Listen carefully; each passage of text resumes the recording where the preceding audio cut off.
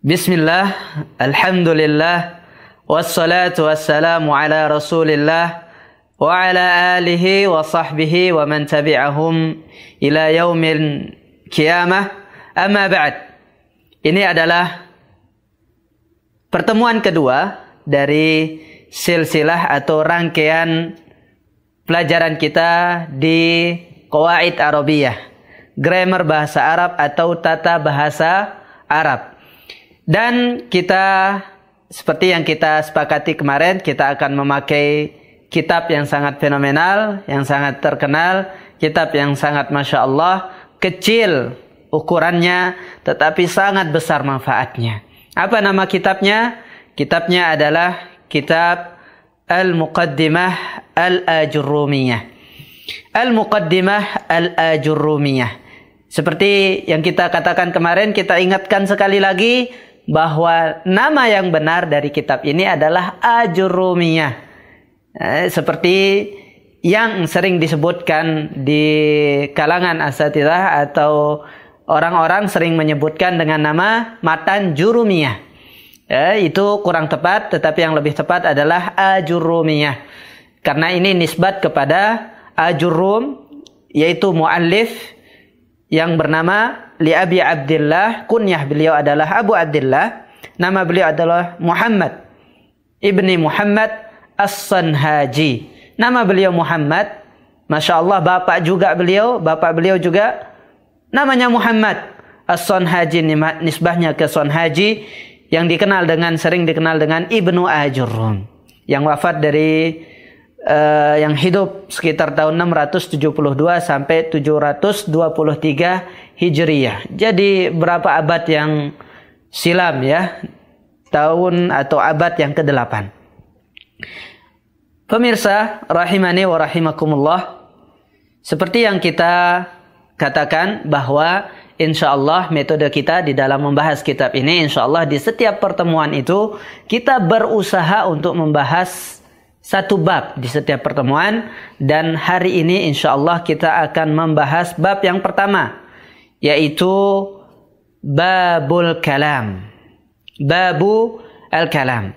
Baik, tahap pertama kita baca dulu ya. Kata muallif rahimahullah, Bismillahirrahmanirrahim. Al-kalamu huwa al-lafzul murakkabul mufidu bil wad'i.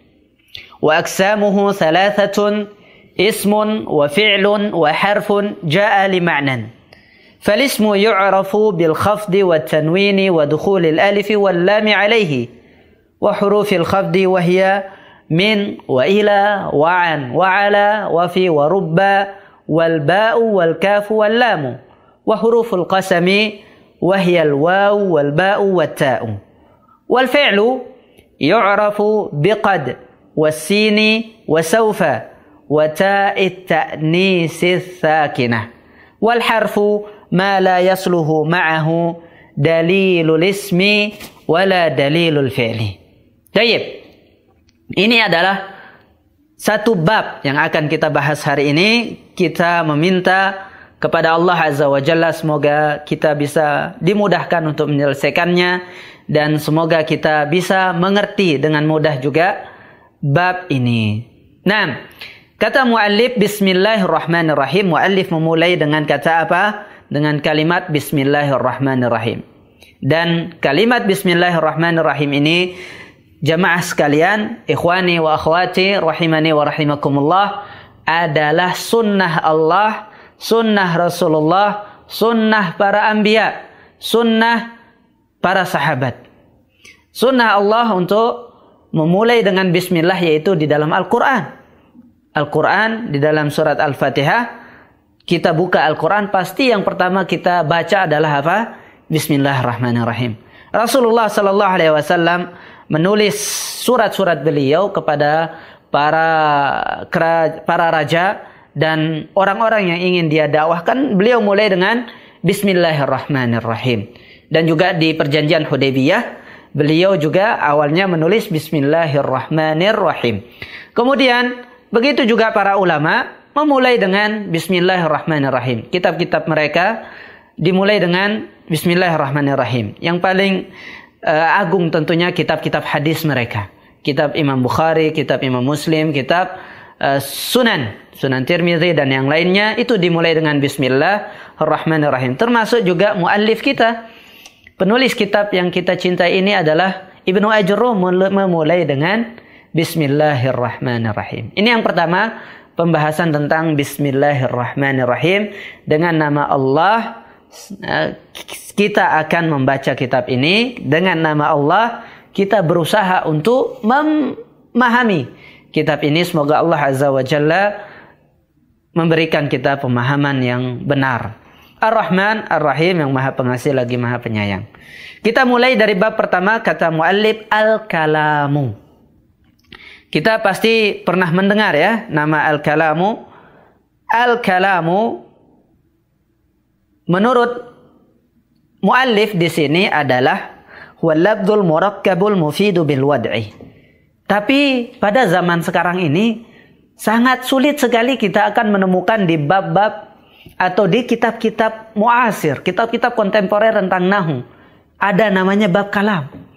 Menjadi pertanyaan besar, kemana bab kalam pada zaman ini? Kenapa?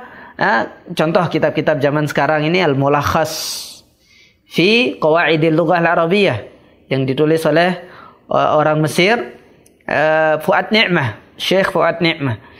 Dan juga ada Jami' Durusil Lughatil Arabiyyah, yang sangat terkenal, kitab lumayan besar, karena memang di sana kaidah berserta dalil-dalil, beserta contoh-contoh dari Al-Quran dan Sunnah.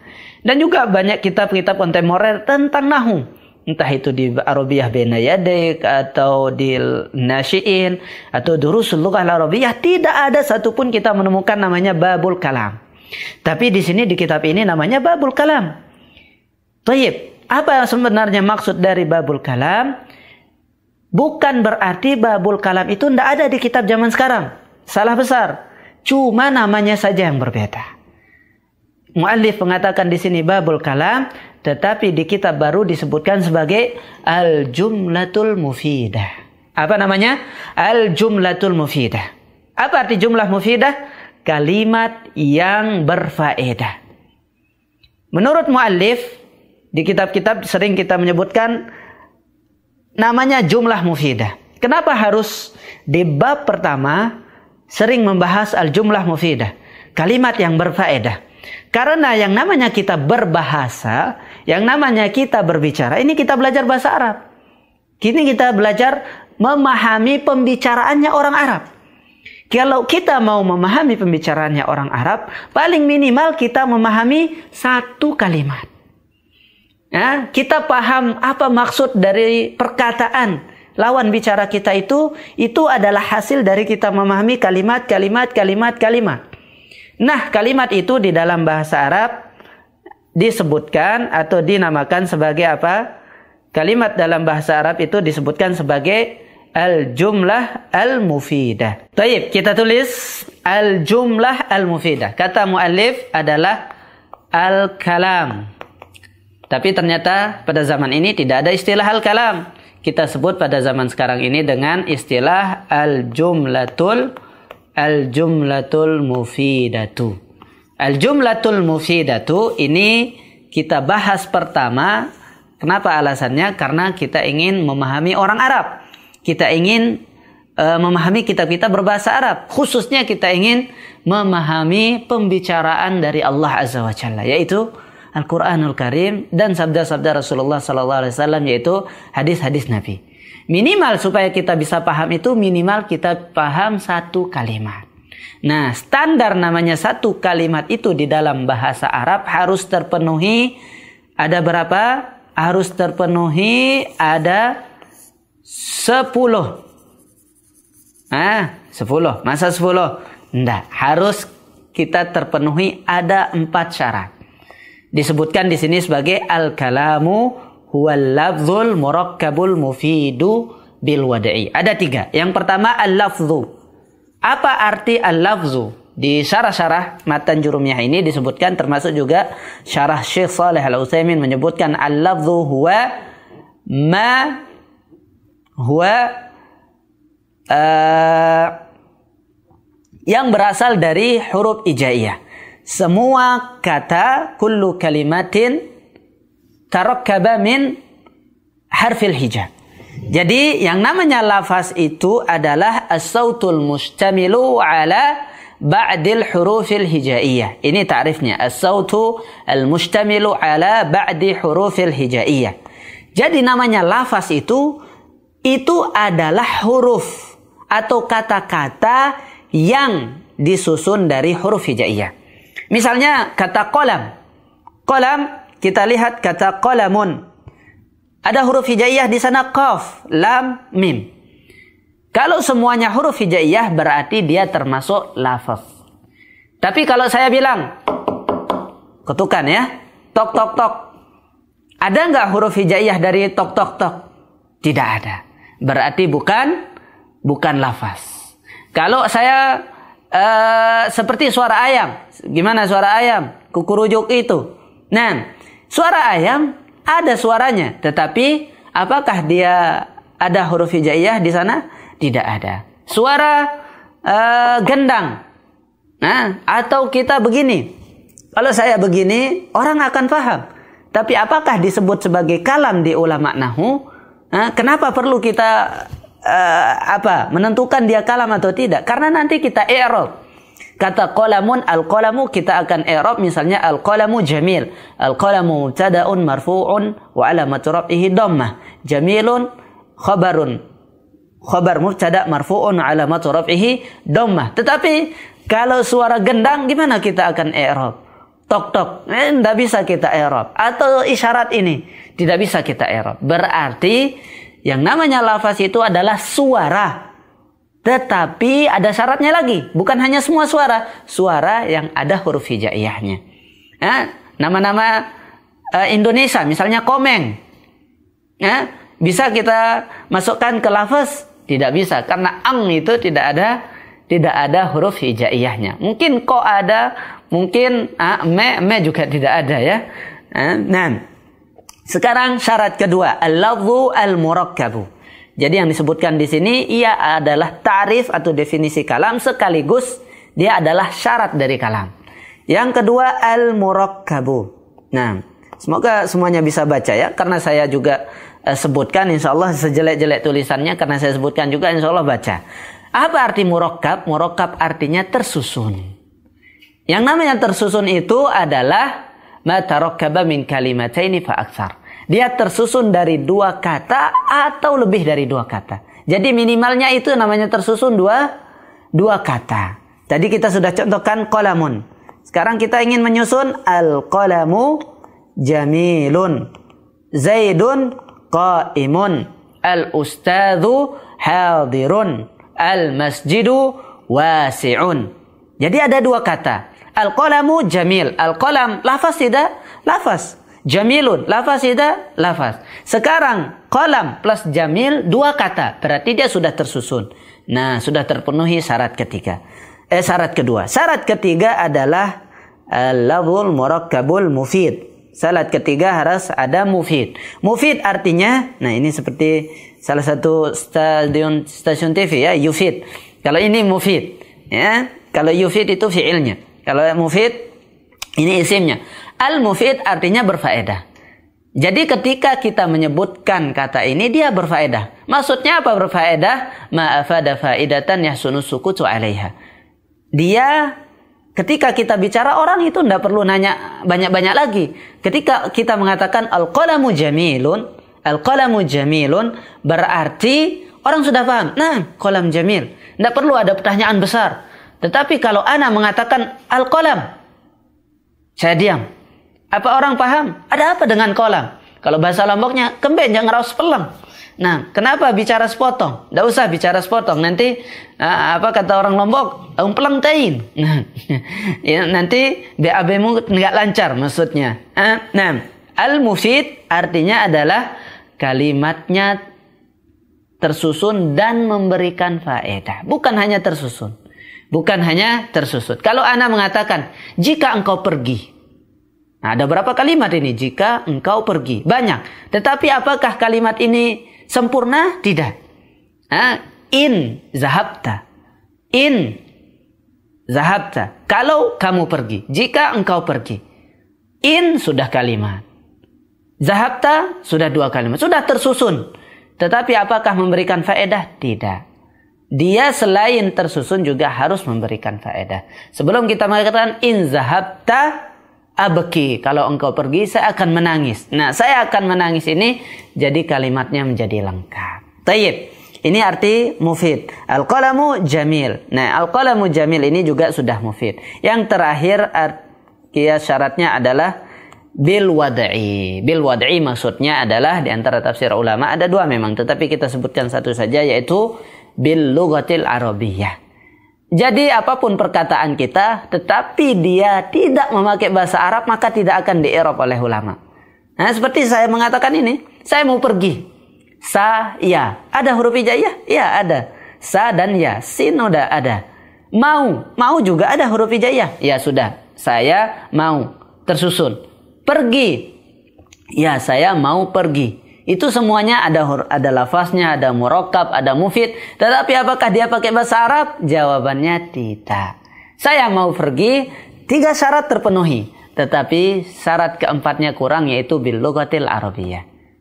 Harus dengan bahasa Arab. Jadi tidak bisa kita i'rab saya, coba i'rab saya, mau, coba i'rab mau. Nah, tidak bisa. Nah, yang bisa kita i'rab adalah al-lughah al-arabiyyah. Al-qalamu jamil, bisa kita contoh i'rab adalah al-qalamu mubtada marfu'un wa alamatu raf'ihi dhammah.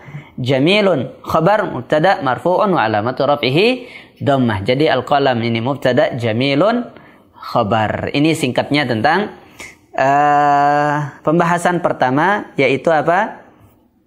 Babul kalam. Taib. Kemudian kata muallif wa aqsamuhu thalathatun. Wa aqsamuhu kam? Thalathatun. Ada 3. Ismun wa fi'lun wa harfun. Ja'a li ma'nan. Ini pertanyaannya, aqsamuhu, bagian dia. Ini bagian apa ya? Bagian kalam. Masa kalam ada 3? Isim, fi'il, huruf. Itu kalam itu kan jumlah, kalimat. Berarti bukan kalimat sebenarnya. Maksud muallif di sini adalah wa aqsamuhu wa aqsamul kalimati. Bukan jumlah, bukan kalam, tetapi kalimah. Nah, ini memang agak pusing ya, sering salah diterjemahkan. Kalau kita bilang kalimat pakai bahasa Indonesia, artinya bahasa Arab itu adalah kata. Nah, kalau bilang kalimatun bila lughah Arabiyyah, maka artinya adalah kata. Kalau kita bilang jumlah, artinya dalam bahasa Indonesia adalah kalimat. Nah, jadi Anda bedakan. Kalau bilang kalimatun, berarti itu bahasa Arab, maksudnya kata. Kalau bilang kalimat, berarti maksudnya pakai bahasa Indonesia, artinya jumlah. Taib. Sekarang wa aqsamuhu, pembagian kata. Semua kata yang ada di dalam bahasa Arab, antum cari dari timur sampai ke barat, dari langit sampai ke bumi. Dimanapun antum cari, bahasa Arab itu cuma ada 3 katanya. Kata-katanya bahasa Arab itu akan kita kelompokkan menjadi 3. Siapkan saja misalnya 3 ember. Nah, atau 3 tong. Kita akan ambil semua kata bahasa Arab. Tong 1 namanya isim. Tong 2 namanya fi'il. Tong 3 namanya harf. Jadi apapun, mau cari di Quran, mau cari dimanapun, pasti dia akan terkelompok menjadi 3 macam. Jadi gampang ya bahasa Arab itu. Bahasa Arab itu semua katanya cuma ada 3. Sudah, antum akan kelompokkan dia ke isim, akan kelompokkan dia ke fi'il, akan kelompokkan dia ke harf. Tapi masalahnya sekarang orang yang belajar bahasa Arab itu sering salah gara-gara belajar memakai terjemah. Bukan belajar memakai kaedah. Jadi kalau kita terjemahkan isim. Isim apa terjemahnya kalau kita kata benda? Fi'il. Fi'il apa terjemahnya kalau kita kata kerja? Harf. Kalau kita ya huruf. Nah, coba bedakan sekarang. Ana terjemahkan misalnya. Ini juga sudah saya praktekkan di beberapa tempat Ana mengajak. Biasanya salah jawabannya. Ana mengatakan naumun tidur, aklun makan, julusun duduk. Nah, kata naumun, aklun, julusun ini isim, fi'il atau harf? Nah, coba jawab. Antum juga jawab sendiri coba. Naumun tidur, julusun duduk, aklun makan. Jawaban antum kira-kira isim, fi'il atau harf? Dan kebanyakan jawabannya adalah ini semua fi'il, kata kerja. Karena kan duduk Ustaz ya pekerjaan. Julus, duduk. Aklun, makan kan pekerjaan. Dan naumun, tidur juga pekerjaan Ustaz. Bukan kata benda. Jawaban antum salah. Yang benar adalah naumun, aklun, wa julus. Ini isim, bukan fi'il. Kenapa? Karena dari kaidah kita akan tahu nanti kaidahnya adalah dia ada tanwin. Kita akan mengenal setelahnya yaitu fal ismu yu'rafu bil khabdi wat tanwini wa dukhulil alifi wal lami alaihi. Isim itu bisa kita kenalan, ciri-ciri isim itu. Kita kan mau membagi semua kata, kosakata dalam bahasa Arab itu menjadi 3, isim, fi'il, harf. Oke, sekarang kita mau masukkan ke masing-masing kotaknya. Nah, bagaimana cara memilih isim? Cara memilih isim itu yang pertama biasanya bil khafdi, yaitu dia berbaris bawah. Dimanapun antum temukan bahasa Arab berbaris bawah, contohnya kita baca apa setiap hari? Bismillahi. Bismillahirrahmanirrahimi. Nah, ada baris bawah terakhirnya bismi. Allahi, lafzul jalalah, isim. Ar-Rahmani, isim. Ar-Rahimi, isim. Semua berarti ini adalah isim. Yang kedua, wat tanwin, dan dia bertanwin. Seperti yang Anda contohkan tadi, naumun, julusun, wa aklun. Kalau antum menemukan dia bertanwin, pastikan dia adalah isim. Masukkan dia ke kotak isim. Yang ketiga, dukhulil alif wal lami alaih. Atau dia beralif lam. Jadi 2 pilihan. Kalau dia bertanwin, tidak ada alif lam. Kalau ada alif lam, nggak ada tanwin. Contohnya, al-qalamu jamilun. Yang kita contohkan tadi. Al-qalamu, ada apa di sana? Isim atau bukan? Isim, ada alif lam. Jamilun. Apa di sana? Ada isim. Isim atau fi'il? Jawabannya isim. Kenapa? Karena dia bertanwin. Tayyib. Yang keempat, di antara ciri-ciri isim adalah hurufil khabti wa hurufil wa dukhul alifi wal lami wa hurufil khabdi, dan juga masuknya hurufil khafd. Huruf jar, kalau bahasa kita huruf jar, sering disebut sebagai huruf jar. Yaitu kalau ada isim, ada kata sebelumnya huruf jar. Min, ila, an, ala, wa fi, wa ruba, wal ba'u, wal kaf, wal lam. Contohnya tadi bismillah, ada ba kan? Nah, minal masjidil harami ilal masjidil aqsa. Min, harfu jar, minal masjidi. Berarti al masjidi ini dia pasti isim. Karena apa? Karena ada huruf jar sebelumnya. Ilal masjidil aqsa. Al masjidi, al aqsa. Al aqsa juga isim. Kenapa? Ada alif lam. Wa anil hubbi. Kita akan natakallam anil hubbi atau abhasu anil qalami. Al-qalami dia isim karena ada an. Ala, al-qalamu ala al-maktab. Nah, al-qalamu ala al-maktab. Al-maktab berarti isim fi'il harf. Isim karena ada huruf jar. Fi, al-ustadzu fil bait.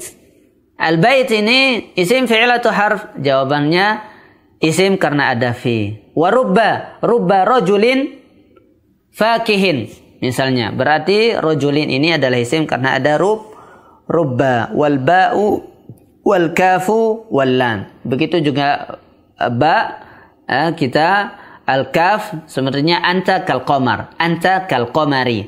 Berarti al-qamar ini juga isim karena ada kaf. Lam, ketika ada lam, al-qalamu lil mar'ati. Al-mar'ati berarti isim karena ada lam harfu jar sebelumnya. Ini namanya huruf jar. Termasuk juga huruf qasam, yaitu al-waw, wal ba'u, wat ta'u. Orang Arab itu bersumpah pakai 3. Wallahi, billahi, tallahi. Wallahi, billahi, tallahi.